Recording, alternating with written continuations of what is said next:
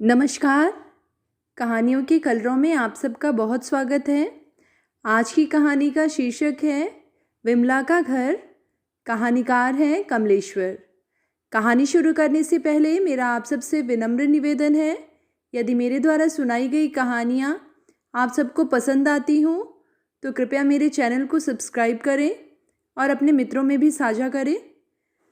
तो चलिए शुरू करते हैं आज की कहानी। पहला मकान यानी विमला का घर। इस घर की ओर हर नौजवान की आंखें उठती हैं।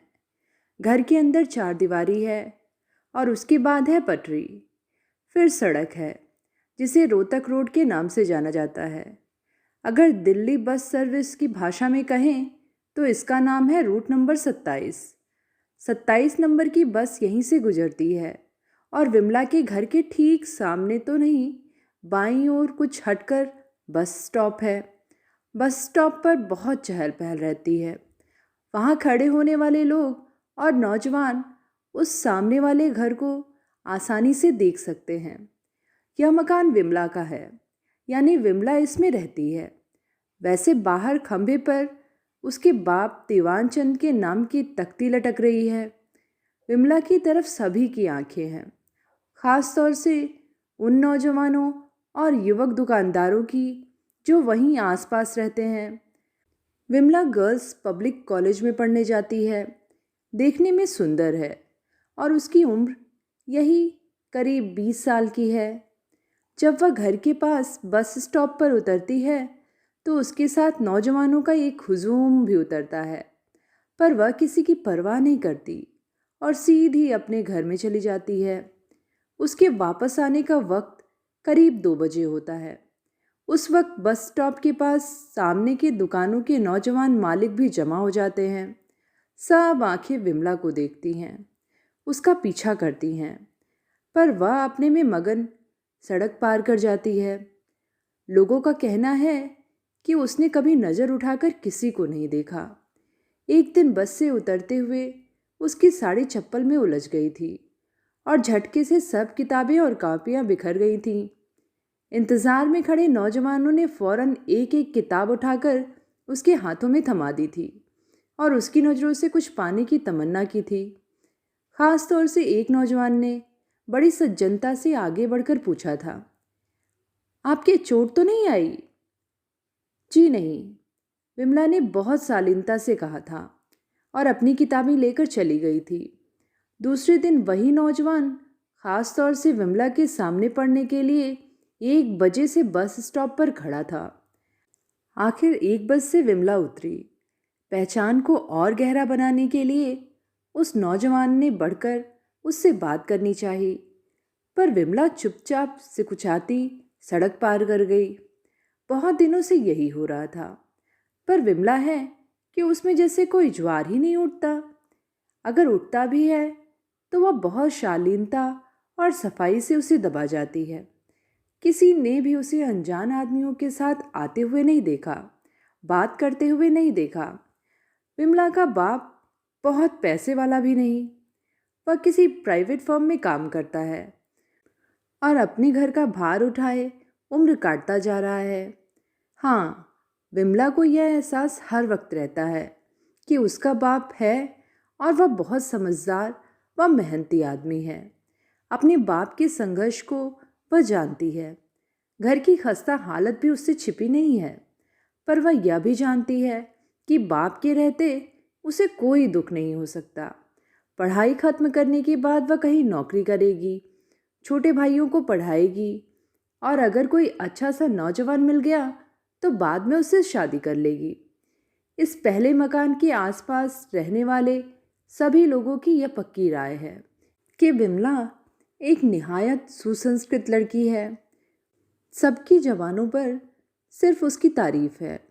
विमला के बाप दीवान चंद का कहना है कि वे सिर्फ विमला की पढ़ाई खत्म होने का इंतज़ार कर रहे हैं। जिस दिन उसने बीए पास किया वे किसी बहुत अच्छे नौजवान से उसकी शादी कर देंगे।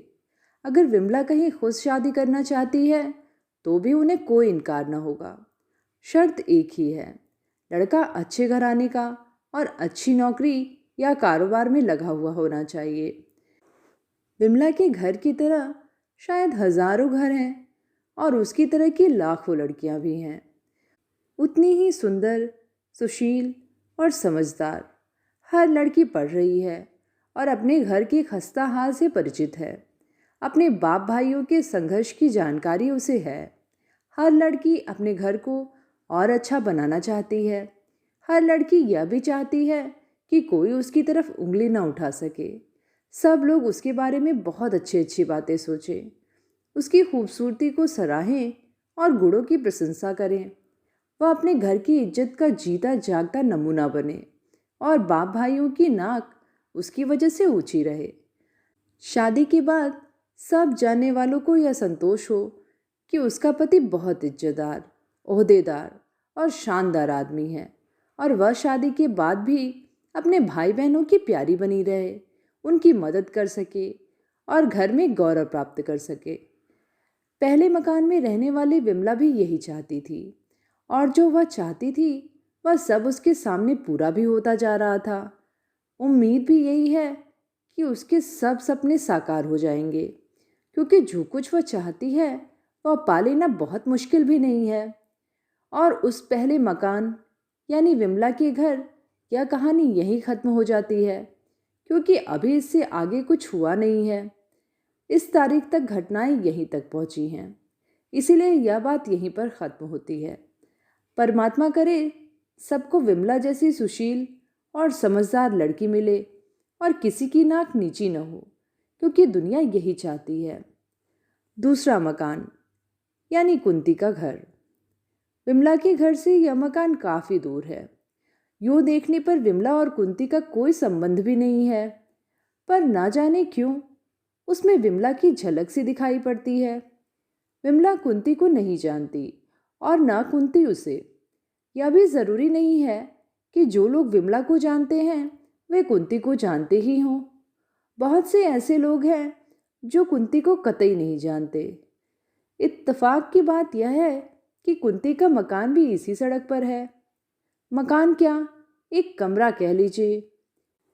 कई साल पहले मकान मालिक का हाथ पूरा तंग हो गया और मकान के कमरे किराए पर चढ़ते गए। उनके मकान के फाटक पर भी पहले उनके नाम की तख्ती रहती थी, पर फिर उस पर बाकी किराएदारों के नामों की तख्तियां लटक गईं और मकान में हिस्सेदारी के अनुपात का सम्मान करते हुए फाटक पर औरों का हक हो गया। मनोहर लाल की तख्ती वहां से उठाकर कमरे की दीवार पर चली गई। जिस वक्त वह तख्ती कमरे की दीवार पर पहुंची, उस वक्त मनोहर लाल की हालत बहुत खस्ता थी। नौकरी करने के बावजूद खर्चे का पूरा नहीं पड़ता था। कर्जा भी सिर पर चढ़ता जा रहा था। कुंती से बड़ा एक लड़का था, पर वह शादी के बाद अलग हो गया था। उसने सभी संबंध तोड़ लिए थे।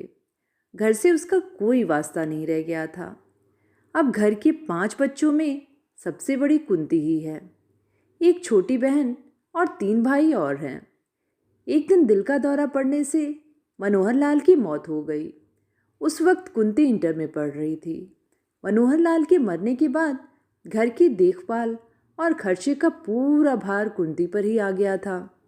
दीवार पर लगी हुई तख्ती उतारकर अपनी पुरानी चीज़ों वाले बक्से में आदर से रख दी गई थी, क्योंकि जब जब कुंती बाहर से आती थी वह तख्ती देखकर उसकी आंखें भर जाती थी। मरने से पहले मनोहर लाल को यही संतोष था कि कुंती जैसी सुशील समझदार लड़की कम से कम इस जमाने में मिलना बहुत मुश्किल थी। वे यही सोचते थे कि कुंती के बीए पास करते ही उसकी शादी किसी बहुत अच्छे नौजवान से कर देंगे। ऐसे नौजवान से जिसका खानदान भी ऊंचा हो और जो खुद ऊंची जगह पर हो। अगर कुंती चाहेगी तो वे उसकी पसंद के लड़के के लिए तैयार हो जाएंगे, क्योंकि उन्हें सिर्फ कुंती की खुशी चाहिए थी। बहरहाल उन्होंने न जाने क्या क्या सोचा होगा और कुंती ने क्या क्या मन में तय किया होगा। जहाँ से हम उसे जानते हैं वहाँ से सिर्फ इतना ही बता सकते हैं कि वह इस वक्त एक नर्सरी स्कूल में मास्टरनी है, जहाँ से उसे 100 रुपये तनख्वाह के रूप में मिलते हैं, जिससे छोटे भाई बहनों की पढ़ाई का पूरा खर्चा भी नहीं निकलता।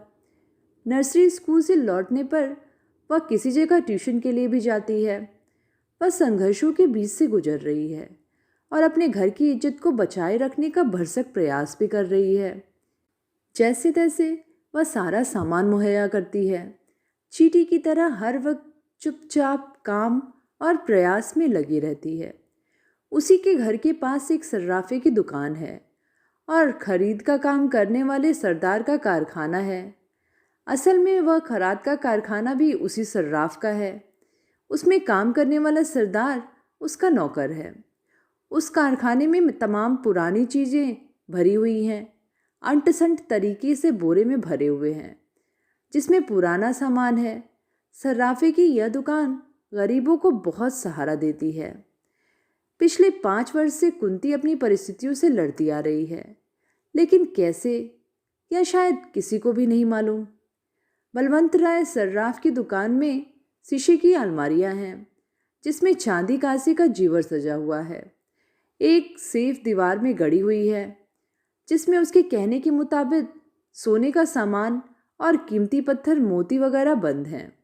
बलवंत राय है तो सर्राफ, पर उसके कितने कारोबार हैं इसका ठीक ठीक पता किसी को नहीं है। पुराना सामान भी खरीदता है और नए का व्यापार भी करता है। वह नए से नए फैशन के कपड़े पहनता है, पर पेट ज़्यादा निकला होने के कारण हर कपड़ा उसके ऊपर बहुत बेडौल लगता है। वह लोगों की मुसीबत परेशानी में काम आता है। इस दूसरे मकान यानी कुंती के घर से बस स्टॉप ज़रा दूर है। वहाँ से वह पैदल घर तक आती है। कुंती की उम्र भी करीब 20-22 साल है और देखने में वह भी बहुत सुंदर और सुडौल है। बलवंत राय की दुकान और खराद के कारखाने के सामने से वह रोज़ गुजरती है। बलवंत राय उसे रोज़ देखता है, बल्कि वह इसलिए खाना खाने देर से जाता है कि जरा एक नज़र कुंती को देख ले। लेकिन थोड़ी सी जान पहचान के बावजूद कुंती न तो उधर देखती ही है, न उसका ख्याल ही करती है। बलवंत राय और कुंती की जान पहचान सिर्फ एक दुकानदार और ग्राहक की जान पहचान की तरह है। एक बार जब उसे पैसों की बहुत सख्त ज़रूरत पड़ी थी, तो वह माँ के सोने की माला बेचने के लिए दबे पांव उसकी दुकान पर पहुंची थी। बलवंत राय ने कुशल दुकानदार के अतिरिक्त सज्जनता और नम्रता की तरफ ध्यान देने की कोई ज़रूरत उससे नहीं समझी थी। माला खरीद लेने के बाद बलवंत राय उस एक दिन की जान पहचान को और गहरा बनाने के लिए हर तरह की कोशिश में लगा हुआ था। कुंती के लौटने के समय वह उंगलियों में कीमती मोतियों की 4 अंगूठियां पहनकर दुकान के बाहर पटरी पर खड़ा होता था। कुंती हमेशा उसी पटरी से सिर झुकाए गुजर जाती थी। कुछ ही दिन बाद कुंती फिर शाम के दुधलके में उसकी दुकान पर आई थी और माँ की पुरानी कीमती साड़ी की सोने के काम वाले किनारी और पल्लू के फटे हुए टुकड़े बेच गई थी। जान पहचान फिर भी वहीं रुकी हुई थी। बलवंत राय की दुकान और कारखाने में कुंती के घर की बहुत सी चीज़ें पहुंच चुकी थी। कुछ पुराने भारी भारी बर्तनों की खर्रात चढ़ाकर और नया बनाकर वह बेच भी चुका था। गिल्लट और पीतल के गुलदस्ते भी वह खरीद चुका था, पर जो वह चाहता था वह नहीं हुआ था। कुंती से उसने हर बार बातें की थी, पर उसकी बातों में कहीं कुछ भी ऐसा नहीं था कि बलवंत राय कोई मतलब निकाल सकता। कुंती से घर की तमाम पुरानी और इस्तेमाल की हुई चीज़ें खरीदने के बाद भी दूरी उतनी ही बनी हुई थी। वह हर बार कोई न कोई शिष्ट मजाक करता और चाहता कि कुंती कम से कम एक बार मुस्कुराकर उसकी बात का जवाब तो दे दे, पर कुंती विमला की ही तरह कभी मुस्कुराई नहीं। उसने हमेशा सीधी सीधी बातें की, चीज़ दी और कम ज़्यादा जो भी पैसा मिला लेकर चली गई। बलवंत राय ने हमेशा यही जाहिर किया कि वह न सिर्फ कीमतों से ज़्यादा पैसा ही देता है, बल्कि उन चीज़ों को भी खरीद लेता है जो उसके काम की नहीं है, जैसे चश्मे का पीतल का पुराना फ्रेम, पूजा के छोटे छोटे बर्तन और पुरानी टूटी हुई पतलियाँ। कुंती भी मन ही मन उसकी बहुत कृतज्ञ थी, लेकिन मुस्कुराकर बात करने का सवाल कभी नहीं उठा था, क्योंकि जिंदगी के भारू होते जाने के बावजूद जब तक वह गाड़ी खींच रही थी, कुछ ऐसी आशंकाएं बाकी थीं जिन्हें वह सजो कर रखना चाहती थी, और कुछ ऐसे सपने भी शेष थे जिनके साकार होने की उम्मीदें उसे थी। अभी खुशियों के कुछ एहसास बाकी थे जो उसे मुस्कुराने नहीं देते थे। वह अपनी मुस्कुराहटों को बचा कर रखना चाहती थी, उस दिन के लिए जबकि वे खुशियाँ वापस आएंगी। उसके छोटे छोटे भाई बड़े होंगे और घर का नक्शा बदलेगा। आखिर वह एक दिन आ ही गया जबकि उसकी मुस्कुराहट होठों पर आ गई। वह दिन बेहद खुशनुमा था। बरसात का मौसम था। आसमान में काले काले बादल छाए हुए थे। भीगी भीगी हवा चल रही थी और दूर से आती हवाओं के साथ मेहंदी के फूलों की महक आ रही थी। रह रहकर बूंदीबांदी हो जाती थी। पेड़ घुलकर नए हो गए थे। सड़कें साफ हो गई थीं। उस वक्त शाम के 7 बज रहे थे। सूरज डूब चुका था पर दिन अभी कुछ कुछ बाकी था। कुंती के घर में अजीब सा सन्नाटा छाया हुआ था। माँ को 2 दिन पहले बेहोशी का दौरा पड़ा था। घर में इलाज कराने के लिए पाई नहीं थी, इसीलिए वह जनाने अस्पताल में पड़ी हुई थी। उसे देखने जाने और तीमारदारी में सब पैसे खत्म हो जाते थे। तीनों भाई और अकेली बहन समझदार और नेक बच्चों की तरह चुपचाप अधपेट खाए बैठे हुए थे। किसी के चेहरे पर कोई शिकायत नहीं थी। कुंती एक तरफ बैठी हुई बारी बारी से सब चीज़ों पर निगाह डाल रही थी, लेकिन अब घर में कोई भी ऐसा सामान नहीं था जो बेचा जा सके या बिक सके। तस्वीरों की लकड़ी के फ्रेम बिक नहीं सकते, तवा और आखिरी पतीली बेची नहीं जा सकती, और 2-2 4-4 आने में 2-3 चीज़ें बिक भी जाए तो कुछ भी हासिल नहीं होता था। मौसम बहुत सुहावना था।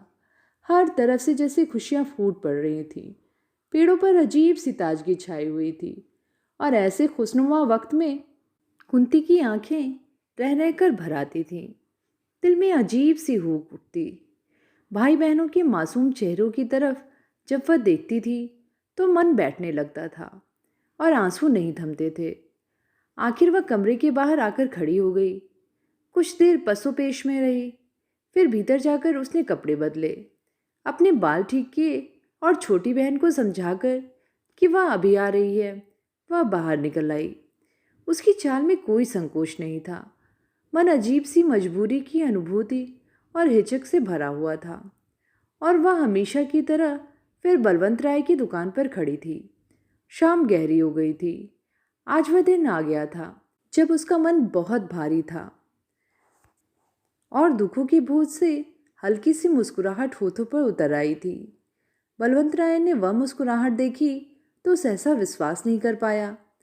हकलाते हुए बोला, आइए आइए, वहाँ क्यों रुक गई? कुंती भीतर चली गई। एक आध ग्राहक और बैठे हुए थे। कुंती हमेशा की तरह बेंच पर बैठ गई। बलवंत राय ने ग्राहकों को जल्दी से निपटाकर विदा किया और कुंती को देखा तो उसे सिर्फ वह मुस्कुराहट ही नजर आई। इतने दिनों का परिचय सहज सम्मान का रूप ले चुका था। बलवंत राय ने धीरे से कहा, कहिए, क्या सेवा करूं? बहुत सकुचाते और हिचकते हुए कुंती ने मुस्कुराने की फिर कोशिश की। उसके होठों पर मुस्कुराहट की लकीर खिंच गई और वह नीचे निगाह करके बोली, आज असल में हमें 20 रुपए की सख्त ज़रूरत थी। चीज़ तो कोई ला नहीं पाई, पर बात यह थी कि बलवंत राय ने और कुछ जाना ज़रूरी भी नहीं समझा। कुंती के घर की हालत का उसे पता था और उसके मन में मदद करने की बात भी थी। उसने फौरन 20 रुपए आगे बढ़ा दिए तो बहुत संकोच से लेते हुए कुंती ने कहा, 1 तारीख को दे जाऊंगी। कोई बात नहीं, आ जाएंगे। बलवंत ने कहा तो वह जैसे उबर आई थी। मन का बोझ भी कुछ हल्का सा लग रहा था। वह हमेशा की तरह ही चुपचाप बाहर निकल आई, पर आज उसने आगे बढ़ने से पहले बलवंत राय के चेहरे पर कुछ भाव पढ़ने की कोशिश करनी चाहिए। वह हमेशा की तरह ही शालीनता से मुस्कुरा रहा था। कुंती भी धीरे से मुस्कुराई और हमेशा की तरह ही चुपचाप पटरी पर चल दी। कुंती के घर की तरह शायद हजारों घर हैं और उसकी तरह की लाखों लड़कियां हैं जो आज अपने पैरों पर खड़े होकर कुछ बनना चाहती हैं और अपने घर की खुशियां वापस लाना चाहती हैं।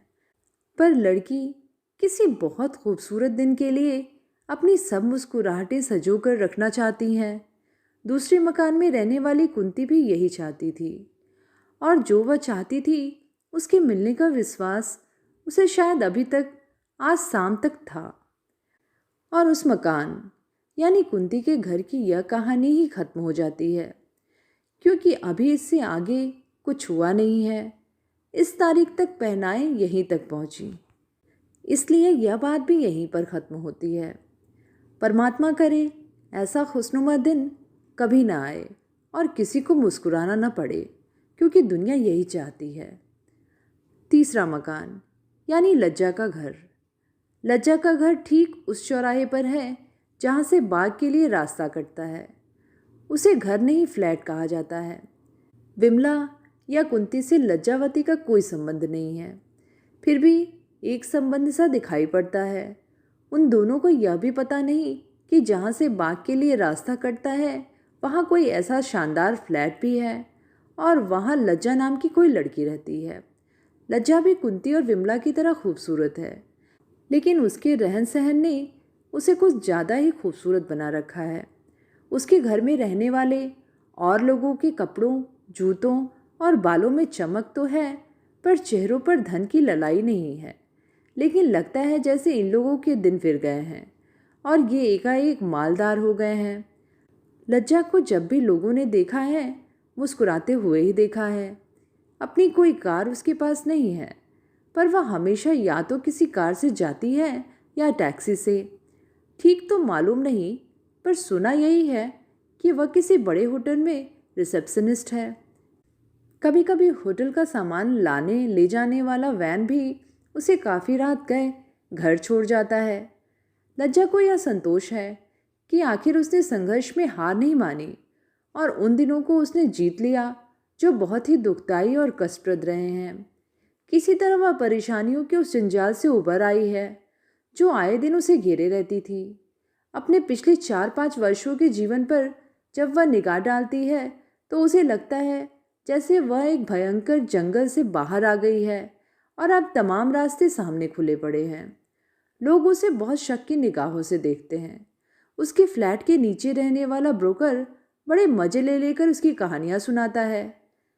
एक रात तो यह लड़की 2 बजे आई, बड़ी आलीशान गाड़ी थी और यही भाईजान सीढ़ियों वाली जगह में उस आदमी ने इसे प्यार किया और गाड़ी लेकर चला गया। या यही बाहर खड़ी बहुत देर जाती हुई गाड़ी को देखती रही, फिर लड़खड़ाती हुई ऊपर चली गई। बहुत देर तक इसने घंटी बजाई, तब दरवाज़ा खुला और रास्ते में ही इस लड़की ने चीखना चिल्लाना शुरू कर दिया। बहुत डांट लगाई घर वालों को कि घंटे घंटे भर घंटी बजानी पड़ती है। घर में सभी लोग थे पर किसी ने छू तक न की। कितनी तनख्वाह मिलती होगी इसे? एक ने ब्रोकर से पूछा था तो उसने रस लेते हुए कहा था, अरे उसे पैसे की क्या कमी, कार से नीचे तो पैर नहीं रखती, बड़ी लंबी लंबी दोस्तियां हैं उसकी। लज्जा को लेकर सब लोग बात करते हैं और अजीब गरीब किस्से सुनाते हैं, बेहद मज़ेदार और गंदे किस्से। पर लज्जा इन सबसे बेफिक्र है, न वह परवाह करती है।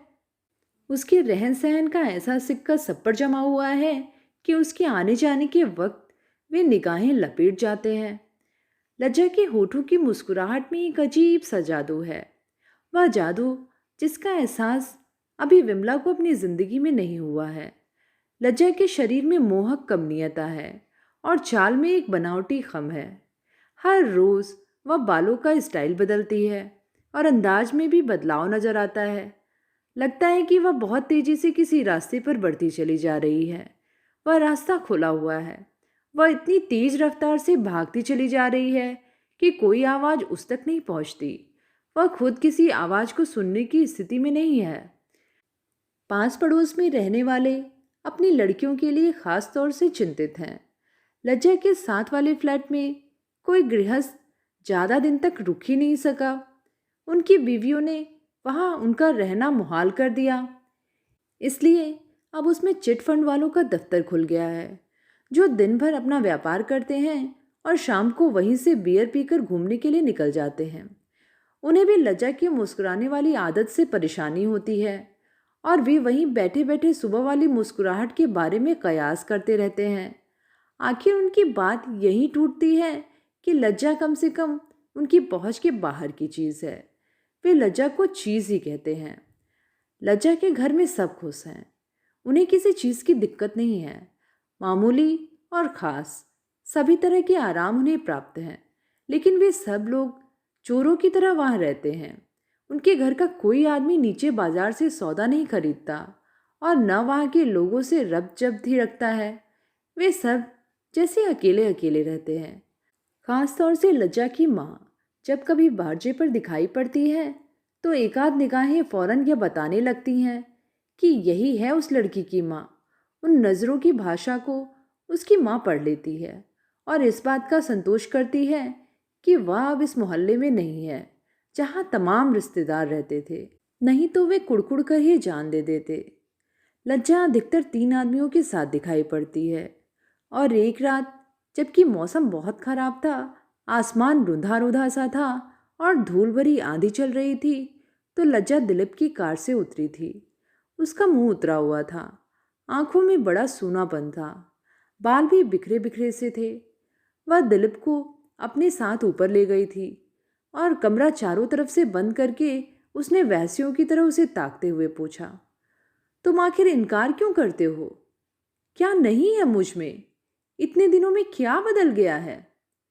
दिलीप कुछ देर चुप बैठा हुआ था।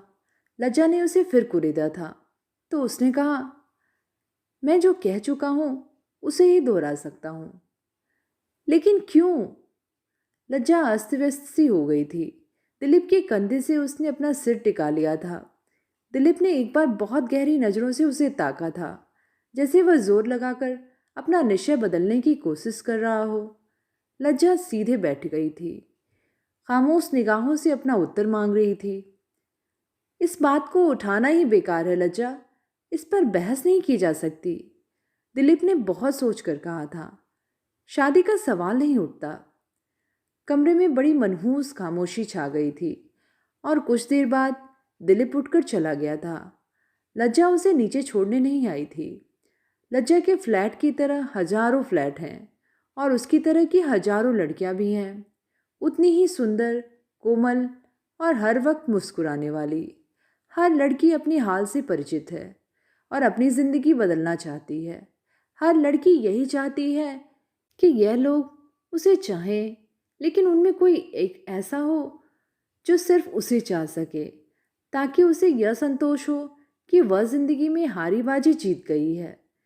तीसरे मकान में रहने वाली लज्जा भी यही चाहती है और जो वह चाहती है उस ओर जाने वाला रास्ता पहले ही कट चुका है। और उस तीसरे मकान यानी लज्जा के घर की कहानी यहीं खत्म होती है, क्योंकि अभी इससे आगे कुछ हुआ नहीं है। इस तारीख तक घटनाएं यहीं तक पहुंची हैं, इसीलिए यह बात भी यहीं पर ख़त्म होती है। परमात्मा करे लज्जा जैसी खूबसूरत और दिल रखने वाली लड़कियों को ऐसे रास्ते पर न जाना पड़े जिससे फिर लौटा ना जा सके, क्योंकि दुनिया यही चाहती है। चौथा मकान यानी सुनीता का घर। लज्जा के घर के पास से बाग की तरफ जो रास्ता कटता है उसी पर थोड़ी दूर आगे सुनीता का घर है। विमला, कुंती या लज्जा में से कोई भी सुनीता को नहीं जानती। सुनीता भी उन्हें नहीं जानती। जानने का कोई सवाल भी नहीं उठता।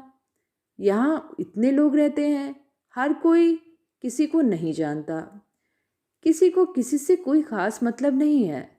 पर सुनीता को देखने से ना जाने क्यों विमला की धुंधली सी आकृति सामने आकर खो जाती है। सुनीता अपनी एक नौकरानी के साथ उस घर में रहती है।